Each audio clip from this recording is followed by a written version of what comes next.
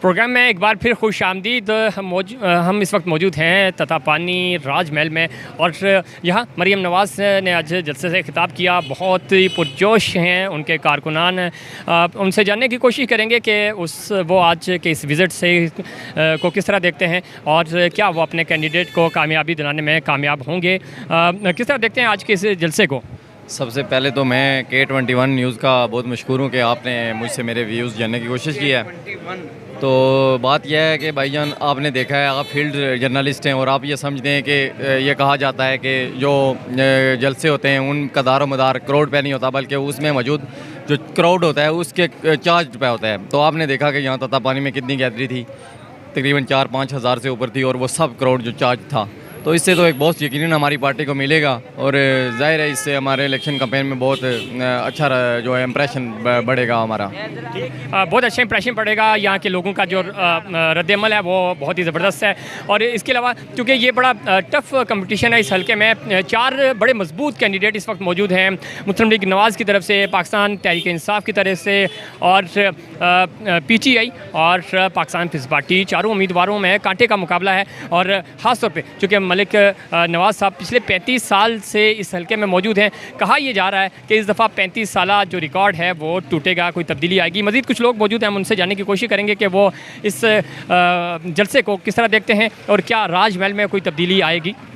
بہت شکریہ. میں سب سے پہلے 21 نیوز آپ لوگوں کا مشکور ہوں کہ آج کے ہمارے اس پروگرام کو آپ نے کوریج دی ہے.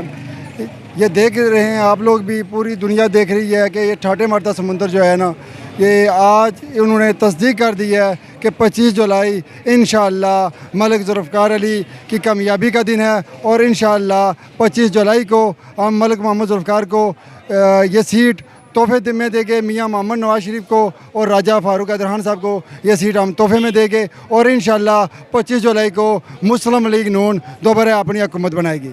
25 جولائی کو مسلم لیگ نون دوبارہ اپنی حکومت بنائے گی.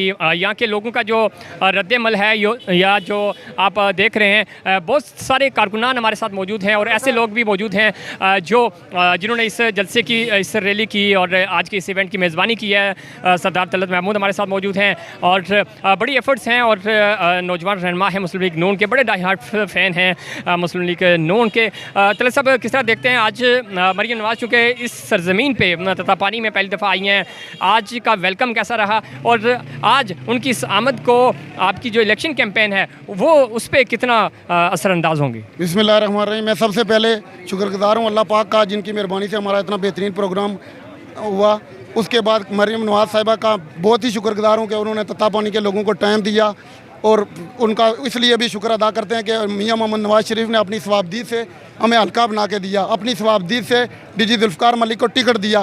ہم بہت شکر گزار ہیں اہلیان راج محل کے, تنوع یونین کونسل, گوئی یونین کونسل کو, امروٹی, چوکی ٹنڈا اور گرد و نواح کے, تائی کے جو لوگ ہمارے ساتھ شامل ہوئے, جنہوں نے اس بہترین پروگرام آرگنائز کیا.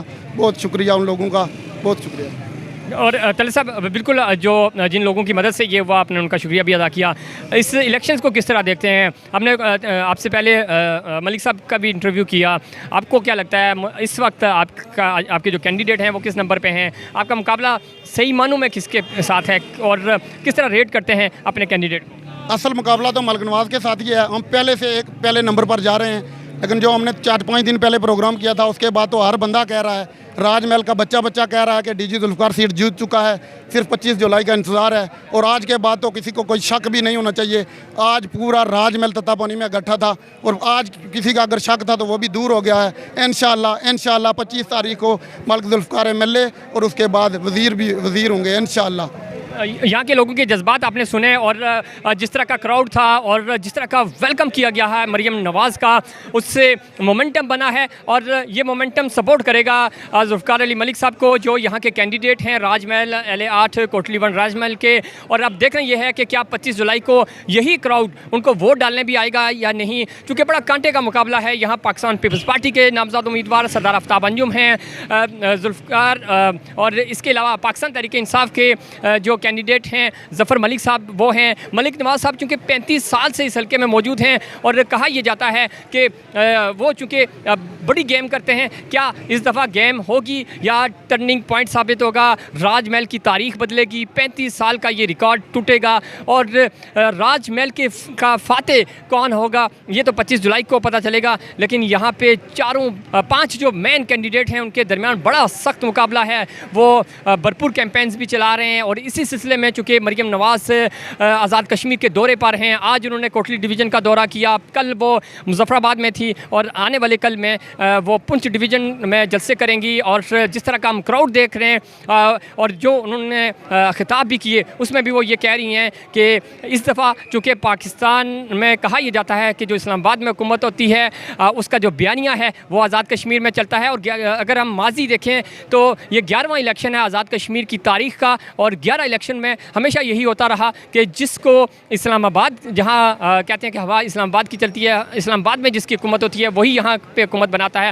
لیکن مریم نواز یہ کہہ رہی ہیں, آج کی تقریر میں بھی وہ یہ کہہ رہی ہیں کہ نواز شریف کا بیانیہ چل پڑا ہے کشمیر میں, مریم نواز کا بیانیہ چل رہا ہے, مسلم لیگ نون کا بیانیہ ہے, اور ان کے کارکنان کا بیانیہ چلے گا. اور 25 جولائی کو شیر جیتے گا, شیر دہاڑے گا. آزاد کشمیر کی جو وادی ہے, اس وادی میں چونکہ انہوں نے اپنی تقریر میں تنقید کا نشانہ بنایا وزیر اعظم پاکستان کو, اور انہوں نے کہا کہ کشمیر کا سودا ہو چکا ہے, اور کشمیر کے لیے چونکہ میری رگوں میں کشمیر کا خون دوڑتا ہے, میرے باپ کشمیری ہیں, میں کشمیری ہوں, تو انہوں نے یہ کہا کہ کشمیر میں 25 جولائی کو شیر داڑے گا, کشمیر کی وادی میں شیر داڑے گا. اب دیکھیں یہ ہے کہ کیا 25 جولائی کو یہاں کے عوام کیا فیصلہ کرتے ہیں, کیا وہ شیر کا انتخاب کرتے ہیں, تیر کا انتخاب کرتے ہیں, بلے کا انتخاب کرتے ہیں, گھوڑے کا کرتے ہیں, یا کسی اور جماعت کو ووٹ دیتے ہیں. اور یہ 25 جولائی کو پتہ چلے گا. مجھے اور inside Pakistan election special Kashmir کی پوری ٹیم کو دیجیے اجازت. اللہ نگہبان.